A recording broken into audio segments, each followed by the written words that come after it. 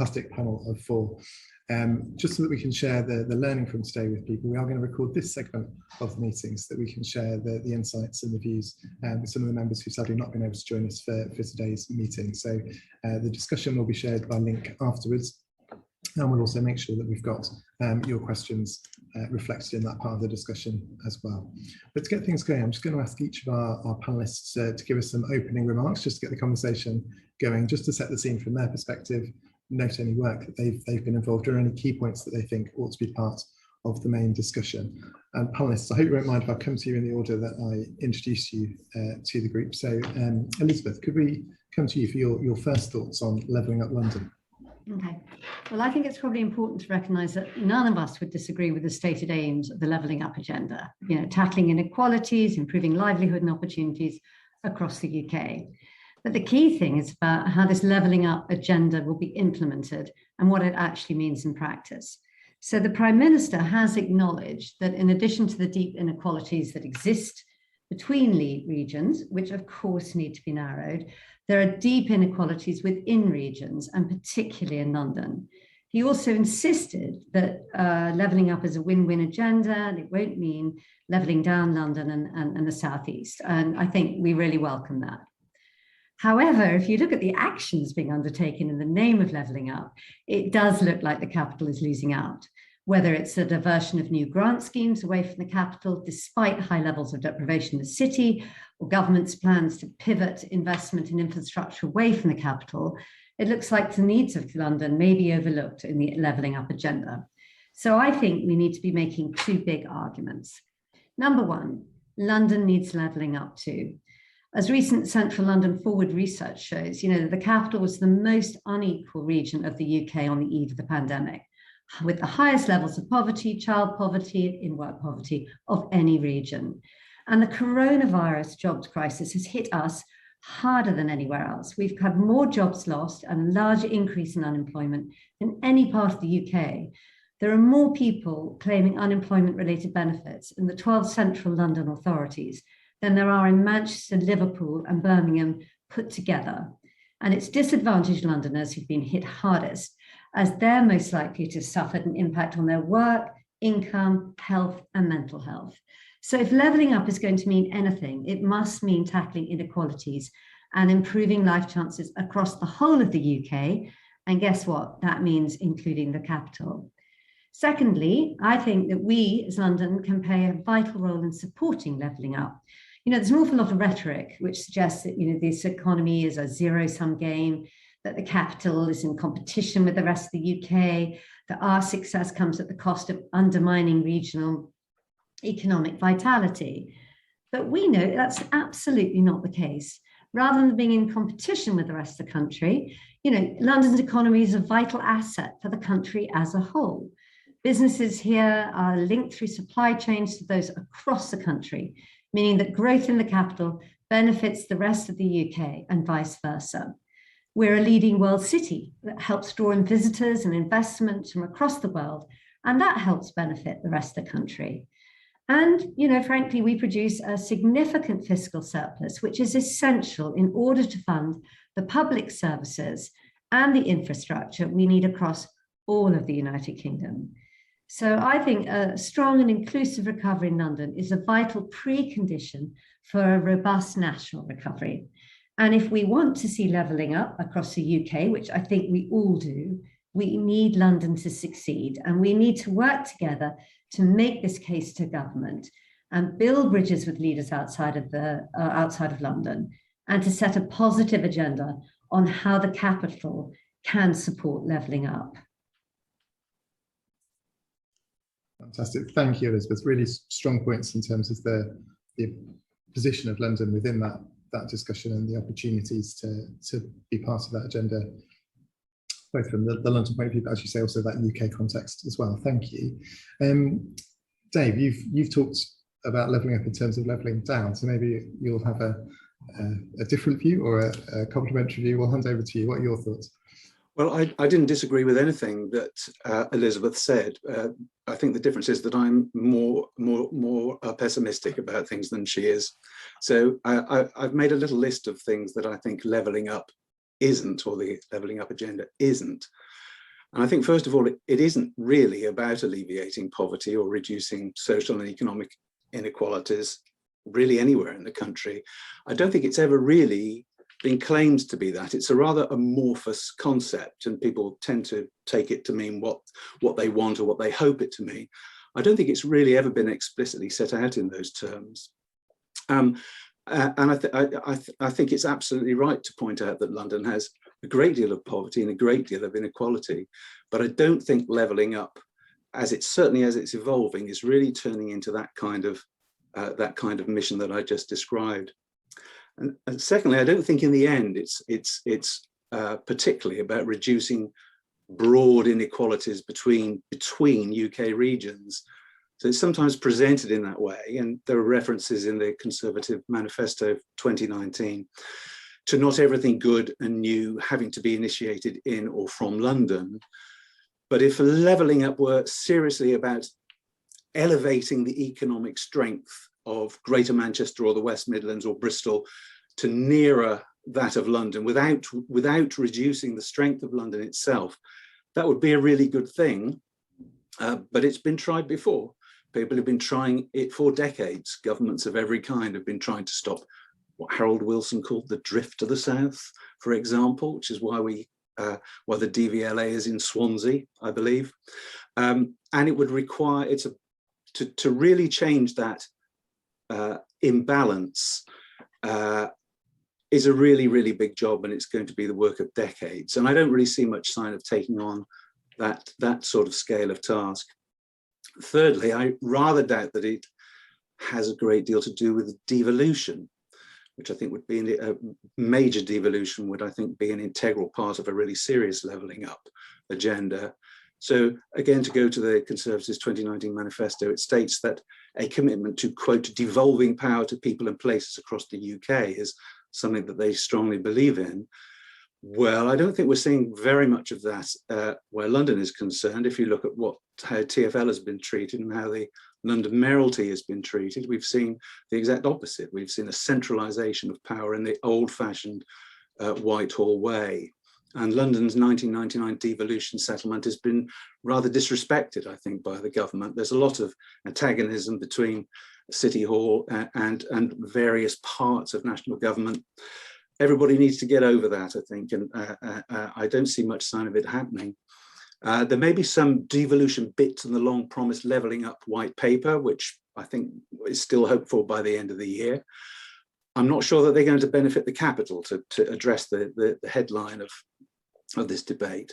So what if levelling up is none of those three things? So what is it? I'm afraid I think it is first and foremost an electoral project designed to consolidate the seat gains made by the Conservatives in the 2019 general election. And I think more broadly, it is to sustain the sort of coalition of voters that wanted to leave the European Union in 2016.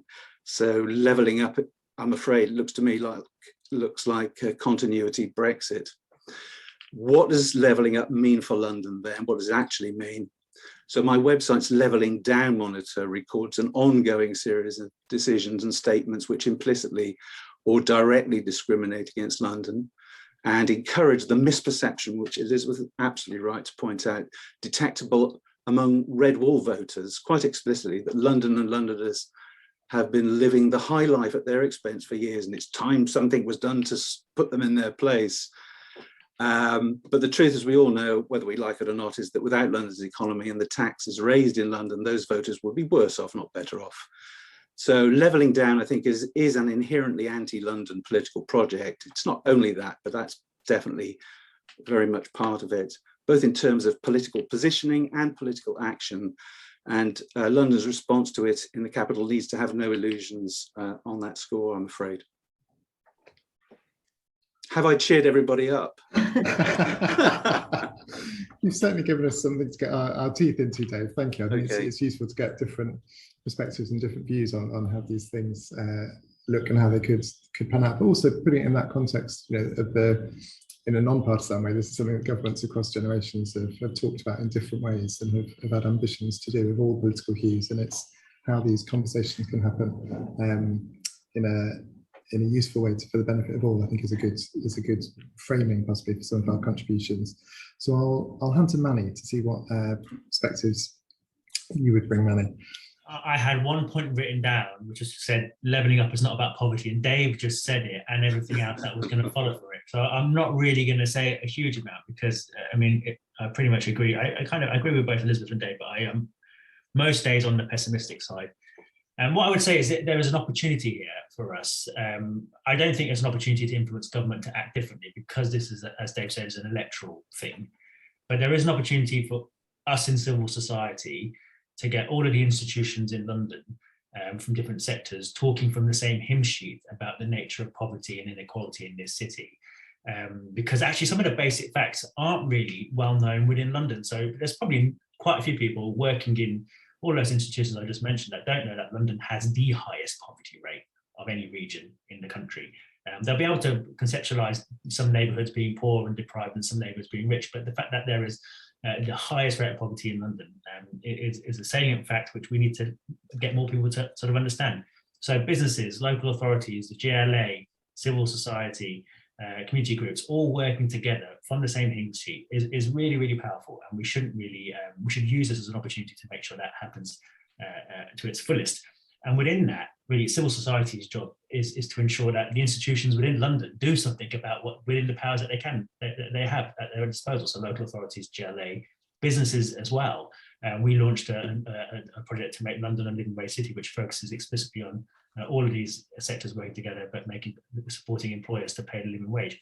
We shouldn't lose sight of the fact that we have things that we can do within our gift. It's not just about complaining that government isn't paying us enough attention. So, I mean, I think I'll leave it there. Really, I mean, I guess on the political geography is the last point. Is I started my career working in the Welsh valleys and in the northeast of England in areas that were previously heavily unionised and very prone to deindustrialisation, and they had no political power because they always voted Labour.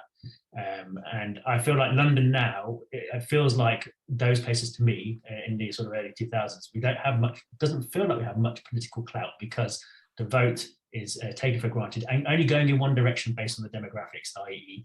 a younger demographic, more renters. It does feel like we need more political competition within London to really be able to make a difference at a national level.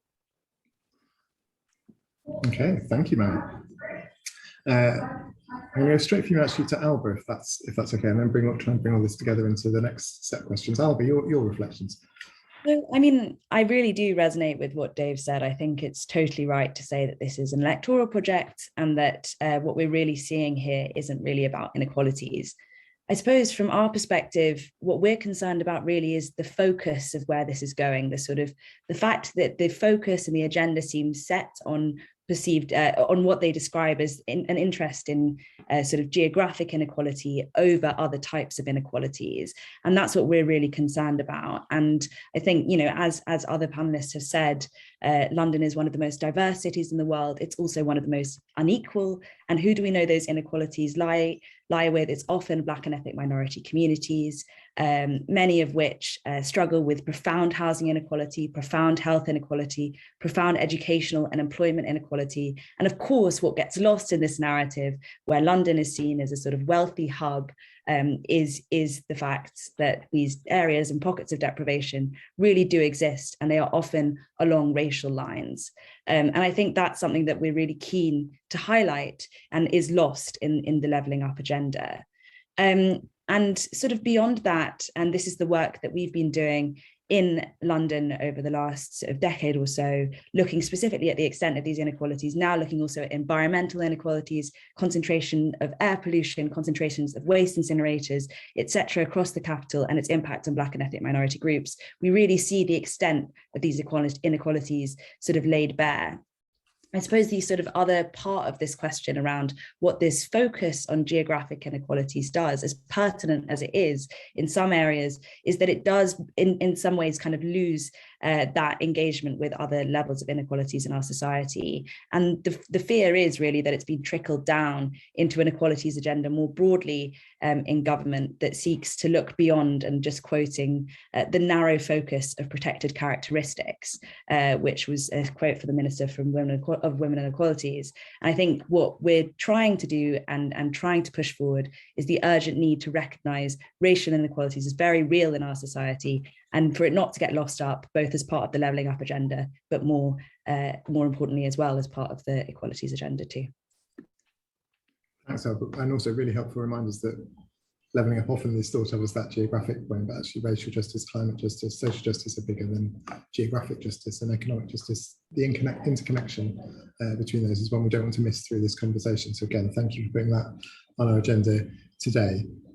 Just picking up one of the sort of themes or one of the challenges running through what most of you have shared at the start there, it feels like there's a bit of a tension between I love alliteration, so I've gone for data versus dreams as a thing. You know, we can talk about data, we can talk about tax take, we can talk about the contribution that London brings to the UK economy, we can talk about poverty rates, we can talk about numbers, we can talk about data, but a lot of this comes down to dreams and how you see things and how stories are told and how the narrative develops around a policy context. And I guess that's a question about how do you as the panelists think we could shift that narrative away from a London versus the rest of the country to a London and the rest of the UK, if some of those data points and some of those arguments aren't necessarily the ones that are cutting through. I mean, maybe Dave, if I come to you first on that one, if that's okay, just maybe from a journalistic background, you know, that storytelling narrative side. Well, I think there's been quite a lot of, my impression is that there's been quite a lot of thinking about how the best terms in which to make London's case for the kind of investment that the city needs. And I think there seems to be a bit of a consensus that people need to move away from look at us, we do so much for you people, we're incredibly powerful and marvelous, and where would you be without us, to, hey, look, we're in this together and we can help you to get the things that you want. And that's a different thing. So we've seen that, I think, from Andy Byford, the Commissioner of TfL, in arguing his particular point.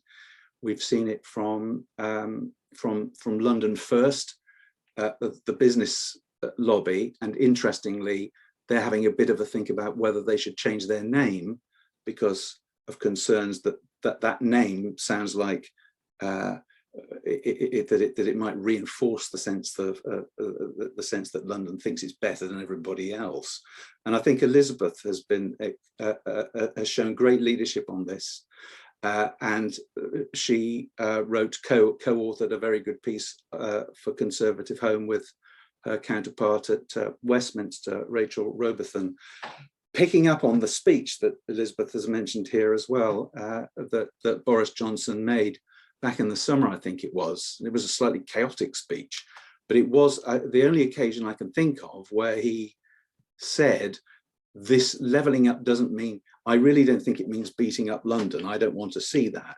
But I think another point that he made during that speech, if I'm remembering this correctly, was that it sort of implied, well, the capital city can look after itself. After all, it hasn't done it any harm that a big bit of the BBC moved to Manchester, for example, I think was an example that he used. And I'm sort of okay with that. But you need the other half of the equation, which is sort of what brings us back to the devolution argument. So I'm wondering, to try and address your question, you know, what can be done, given that they've all got it in for us, it seems. What can we say to them to make them treat us differently? I think this does come back to devolution. We saw some very good work done at the behest of Boris Johnson when he was mayor. He set up a thing called the London Finance Commission, which was a body to look at how, at fiscal devolution, how could London have more control over the taxes that are raised, not a bigger slice of the cake, but more control over the cake itself. And Sadiq Khan asked for that work to be updated. So they're on the same page, those two, in that respect. And I just wonder if there is another way.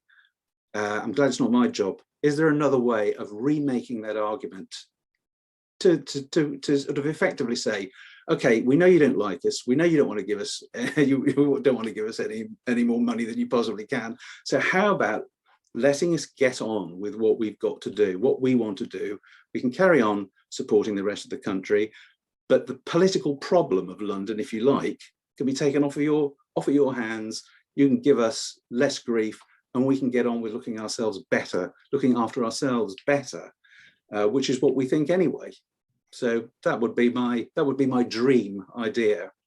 A much more devolved, much more powers devolved to London, and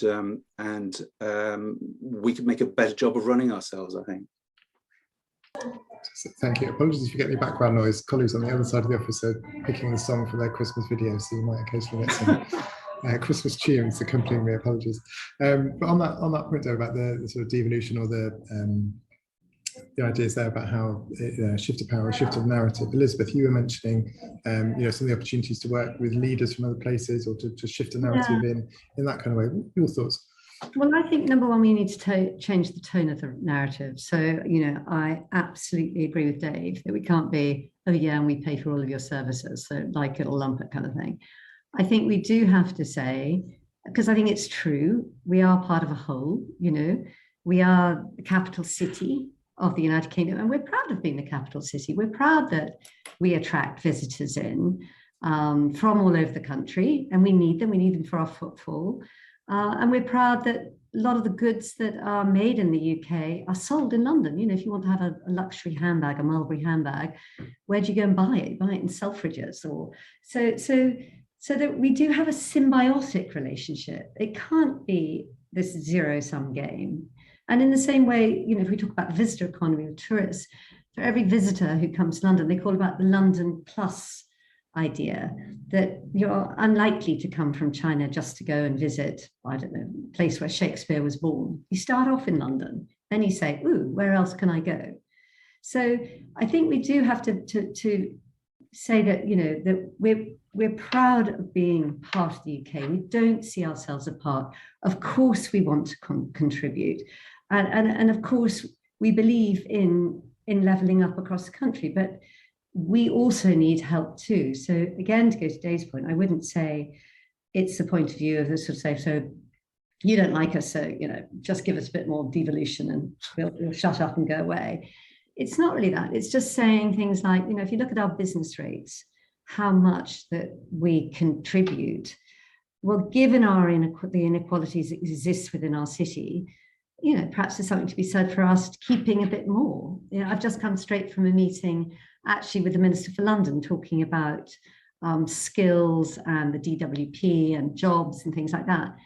And I found them really up for talking about how we as London councils can work with the government, etc., to make sure that everything is devolved down to a sort of lower level so that we can help people get the skills they need or get people back into employment and things. So I don't think that attitude is necessarily hostile, but I think we have to ensure that it's not by using appropriate language and appropriate tone in our language too. Thanks, Elizabeth. And you, actually, that sort of over devolution and the idea of actually what that means for communities is really important. And Alba, I might come to you on this one. Just think about within that narrative point about how we get the voices of Londoners or the voices of communities heard in that, as well as some of the narrative points that we're making. Yeah, so this sort of narrative question is a really, really important one. And I think fundamental to it is the sort of counterposing between race and class and between what is perceived as sort of the left behind communities outside of London who are white working class, who belong to the white working class, and within London, sort of Black and ethnic minority, migrant communities and city hubs. And so what we really should be doing in terms of sort of the political discourse around this question is to talk about the material conditions faced by all communities in situations where they're in need of levelling up. And I think this is a really important part of what needs to happen in order to include London in this conversation in a more meaningful way. Talk about the shared conditions faced by communities in Hackney and in Halifax. It's not that these sort of things need to be artificially separated. And that's been so fundamental in our discourse recently, whether it's educational attainment for white working class boys versus their Black and ethnic minority counterparts in London. We really need to tackle this narrative head on, talk about these shared material conditions, talk about the lived realities of precariousness, issues of power, place, and prejudice, which all exist in tandem and are shared by these communities. I think that's how we centre the experiences of people in London with the experience of people elsewhere in the country. And I think that's, for us as an organisation focused on tackling racial equality, really fundamental as part of this levelling up question. Thanks, Alba. And Manny, I might come to you in a combined version of that, which is both the community voice and the community understanding, but also one of the points you were making earlier was that the powers that London already has, or the institutions already has. And Dave Elizabeth was talking about that idea of devolution and what potential there could be for London to work differently through this as part of that narrative around levelling up. Yeah, I mean, and just to add to Alba, really, I think if you get people working together and you speak to people outside of London, it's not very hard to convince them that there are poor people in London. They kind of know. It's just that they don't spend a lot of time thinking about it, or when they talk about London, they're thinking about the politics in Westminster. They're not thinking about the boroughs. And also, nothing trumps the fact that they can't get from one end of their city to another very easily.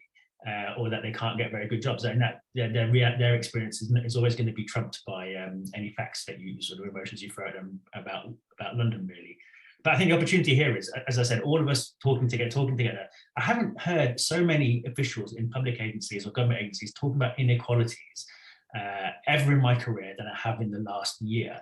But the problem is the conversation generally ends at we must do something at inequalities, full stop. There's never like, what are we going to do? Because it is a very, very difficult topic to grasp. So I think our job in civil society right now is to provide some of the answers about what public agencies, what businesses can do working with communities and with civil society. As I talked about earlier, one of the best levers we have, for example, is the London Living Wage, and that's why we've got back to it as a trust to really push. But that's not the only thing that we can do. So our job is, provide ideas. Fantastic. Thank you, Manny. I think that's also one of the themes that often comes through when we talk about civil society, that generation of ideas and that generation of voice and opportunity coming through some of the groups who we have the privilege of working with across London who are working with communities. And that links to a question I'm going to take from Katie in the audience, who asked about whether should funders and civil society in London be arguing for more of a focus on social infrastructure within the levelling up agenda. Often we're talking about sometimes big ticket infrastructure projects, but that social infrastructure being quite critical to how communities are supported and invested in, and whether there's the case that we as a funding community across sectors working with civil society should be making that case more for the social infrastructure part of levelling up. Alba, do you mind if I pick on you first for that one? I mean, I think, this is a sort of fundamental question that needs to be addressed. I mean, the extent to which we talk about meaningful public investment and the impact that it will have on communities who urgently need it, we need to start talking meaningfully about what needs to go where and where the funding needs to be.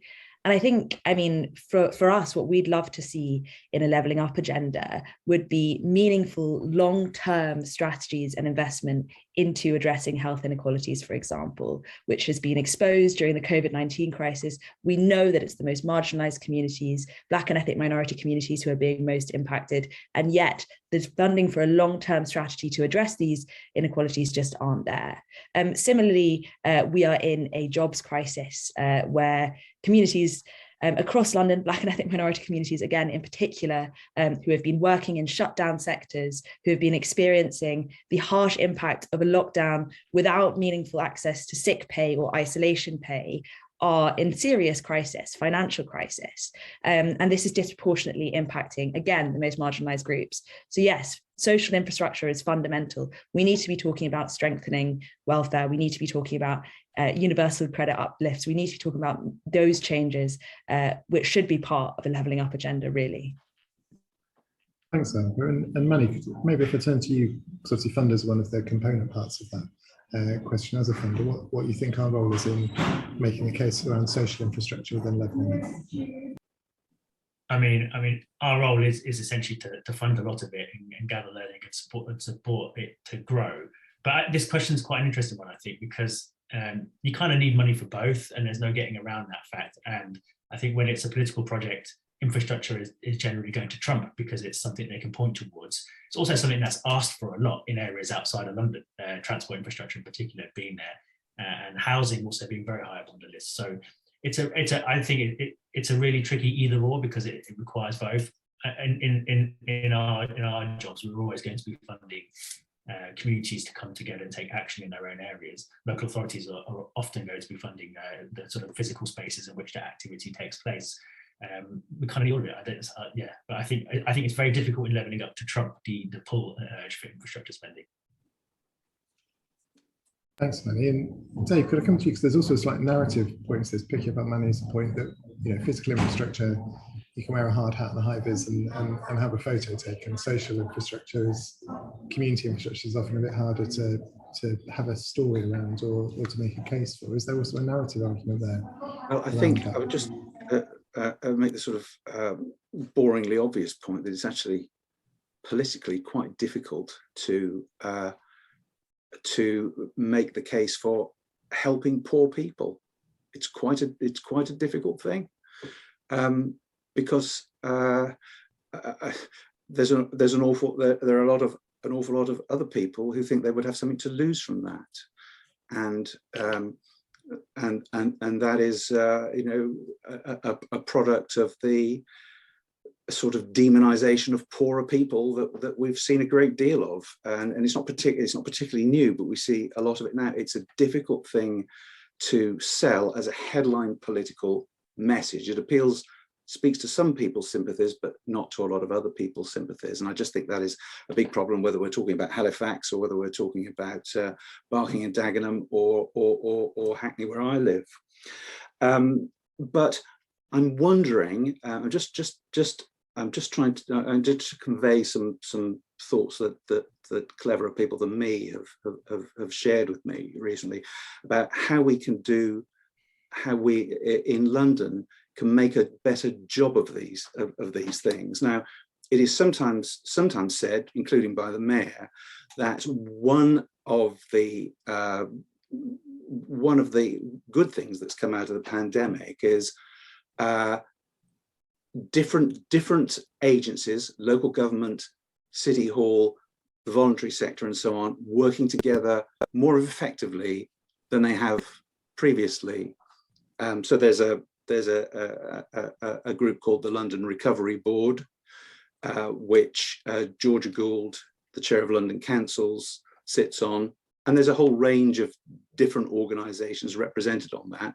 Now, I don't know how successful that has been so far, but certainly there seems to be a recognition that the different layers of government and the different the voluntary sector, the health sector, all the different sort of institutions that make London, that hopefully make London work, can work together in more productive ways. So I'd be interested to know, I'm sure everybody else on the panel knows more about that than I do. So, but I think that could be a way forward. For example, I was allowed to sit in on a meeting that the mayor had with some school teachers, and this was really just when we were deep into lockdown. And what some of the teachers said was the really difficult challenges of helping families, particularly disadvantaged families, with remote learning when they didn't have a laptop, or there were 2 or 3 children sharing a phone, that kind of thing, and having to actually sometimes go to their homes and help them to solve those problems, means that we know more about those children than we did, and those families, than we did before, and it makes it, and we're better equipped to assist them. So you feel that there's some wealth and some good things have come out of the recent struggles, which can better equip people to deal with some of those inequalities. And the other point I would quickly make, just sort of broadening it to London versus the rest of the country, I mentioned Georgia Gould just now, and she was took part in an event that I hosted a little while back. she'd just come back from the COP26 event and said that there had been some very productive conversations with the Core Cities group, which represents a whole bunch of other important cities in Britain, on how London and those cities can work together more productively, learn more from each other, sort of going to Albert's point and recognizing many things that we have in common in terms of people who are facing disadvantages for various different and overlapping reasons. So maybe there's something that maybe we can help ourselves in London more effectively than we have done before, just by working together in more efficient and productive ways. I defer to all three of my fellow panelists on that point. Well, I shall defer that over to Elizabeth, because actually there's something there about the different levels at which these conversations are taking place as well. There's the local, sub-regional, regional, national, which you're part of all of them, Elizabeth. So your thoughts. Exactly, and I think George is doing a great job, you know, having all these conversations with the core cities, and especially over the green agenda, and, you know, how we're all going to finance all the work that we need to do in order to retrofit our buildings, etc. And that is something that we need to be talking to all core cities, and the mayor as well. You know, he's been off to the West Midlands, etc., talking to people there. So there's definitely something that needs to be done there. On a very local level, though, I would like to echo what Dave was saying. It's this linking up between, you know, the voluntary sector, the councils, faith groups. And I think the pandemic has really helped like that. So our local mosque has been absolutely fantastic, with all the immunizations, having, you know, places we can go to, and also making our services, to go to sort of Alva's point, which are that we can sort of deliver and get to people, being much more sort of culturally appropriate. And certainly in Kensington and Chelsea, we've had that twice over because of Grenfell having to redo our services to make sure that they're meeting people's needs. But I think the pandemic's really made us think that again. And again, what Dave was saying about children in schools. The other point is, you know, laptops and things. When we couldn't get laptops necessarily very quickly from government, but actually local businesses all rallied round and sent laptops in, so all our children had them in schools, and then we provided extra, etc. So I think there has been a weaving together of society because of the pandemic, and what we have to do is make sure that we don't lose that. And again, to Dave's point as well about where local councils fit in, so talking about employment and skills and things. If you haven't been employed for quite some time, it's really no good for someone to say, oh, well, you know, in order to get your benefits, nip along to DWP, you've got a job centre plus, da, da, da. You're just not in that situation. And especially long-term unemployed. And again, that's where, although a lot of schemes can come from national government, where we can help at the local level and the sub-regional level of knowing people, because, you know, we probably know some of them from, I don't know, being at school, or if they've been excluded, or and you've got those relationships. And although a lot is about data, a lot in life still is in relationships. The person who knows you, who can knock on your door, can say, come on, you know, you need to do this, or I'll take you down there, or do you need a suit? And I think that's, again, this knitting together of society has been very helpful. Okay. Thanks, Elizabeth. And I think I'm going to use that segue onto relationships as to give you all the final question, because sadly we are slowly running out of time. Because relationships have been really critical, but London Funders is also all about relationships. We're talking to a room of people here who come from local authorities, regional government, independent trusts and foundations, businesses, housing associations, a diverse group of people who are investing in London's communities. And those relationships are really critical to us in terms of how we work as a network to deliver work. So if you were to leave us with a message in terms of following all this discussion, or following the work that you're doing, or following the experiences you've had, about what action you think we collectively, individually, as a community, as London, should be taking following the discussion that we've been having today, what action would you leave with us, whoever that us is? You can take your pick from individual funders, London funders, London as a whole, the community, or yourselves. What action should we be taking as a result of today? I'll take you in alphabetical order by first name. Alba, what action should we take as a result of today? I think I've got two answers to this. I think one is more sort of funders based, and the other is, I think, again, this sort of broader narrative point. But to start with, I think there are lots of organisations. You know, Runnymede is lucky. We are one of the biggest Black and ethnic minority led organisations in the country, but we are few. You know, there aren't many of us, and I know that you've been doing amazing work sort of funding organisations who represent our communities. But I would just say a plea for those smaller organisations working on the grassroots, many of whom have experienced serious financial impact of COVID, and as a result of COVID have lost out on funding that they desperately needed, to sort of look there and to support those organisations doing that grassroots work, because it really does have an impact, and we're doing as much as we can to engage with them as well in our work, and so that's the sort of first thing to leave with. But then I think secondly, the broader sort of narrative question of levelling up is one that sees racial inequality, racism deprioritized in our national conversation in terms of policy priorities are no longer being focused where they should be in relation to race. And I think that's really just sort of an urgent plea out to all those who are working within this space, talking about the links between race and class, making those conversations clear, that we share one working class in this country. It's not about sort of those divisions; they aren't necessary. So that's just something for me. Fantastic. Thank you, Albert. You were very much allowed to have two actions from today, especially when they're so clear and powerful. Thank you. Dave, your actions for us. Well, I think I'm going to say more power to London funders, and I'm going to say I agree with the things that Alba said.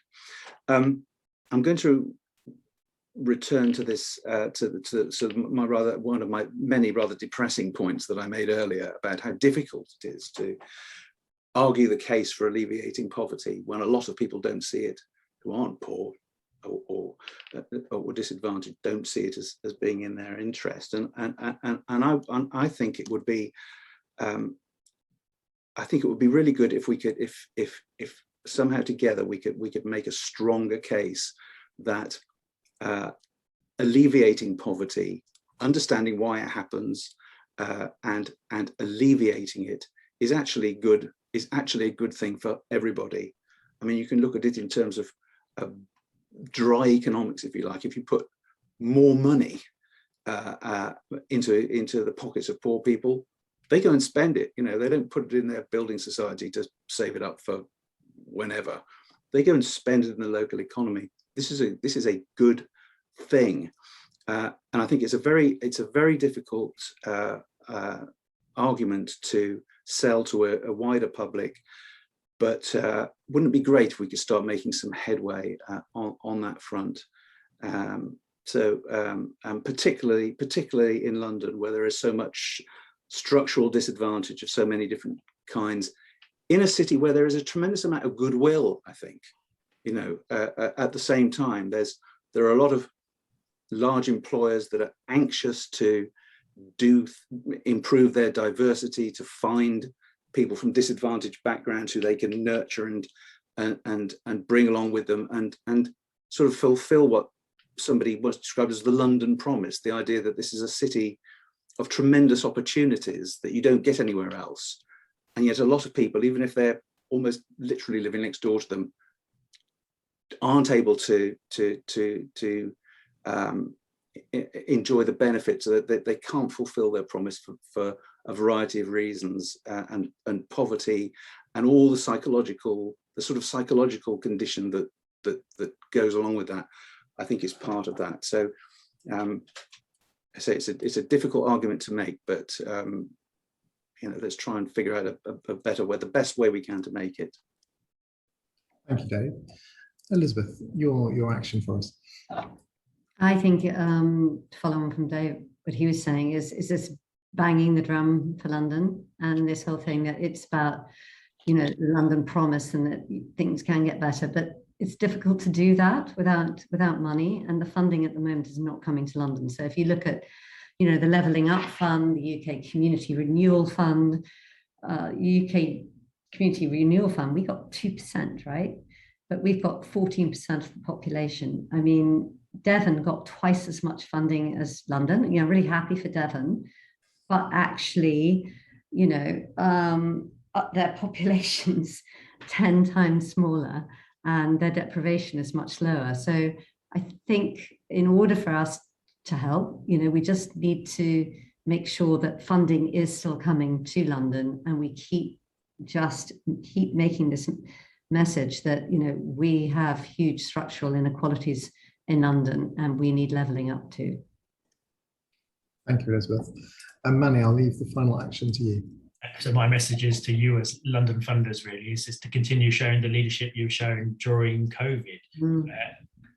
Foundations, funders are like cattle. You need to herd us, and you need to ensure that we make the compromises that we need to make in order to achieve a greater good. So I definitely think you have that mandate now. So yeah, please use that power. Thank you. Yeah, that's a powerful and strong encouragement to us to end on, which is also really helpful because we are going into a strategy review at the moment. So all those ideas have been important, not just for the members of the audience today, but also for us as we're thinking about what we do next. For everyone who is listening in, I'm sure if you were in a room with us, which we hoped you were going to be today, you would be giving a rapturous applause to our fantastic panelists. I'm hugely grateful to Albert, to Dave, to Elizabeth and Manny for joining us and making those contributions today. And also really pleased that I think we've got that sense that although you might feel like you're waiting to find out what levelling up means, we don't need to wait. There's opportunities now to be part of that discussion. There's opportunities now to be part of influencing that. And there's opportunities now to be doing things, to be taking action to help bring about some of the ambitions that I think we share around tackling some of the challenges that our city faces, that our communities have the opportunities that they deserve. So massive thanks to our panel for bringing that to life for us now. We've got a few more minutes left of the AGM where I'm going to hand over back to our fantastic chair, Mr. David Farnsworth, just to take us through the final announcements. But thank you to our panel. David, over to you. Thanks so much, James. And just to add my huge thanks to the panel, really, really interesting. Final part of the formal business, if you can bear with me while I've still got my Jon Snow tie on, and then we will conclude. So the final part is actually for the announcements. And I mentioned earlier, and you saw in the elections, that some trustees are standing down at today's AGM. We actually have 3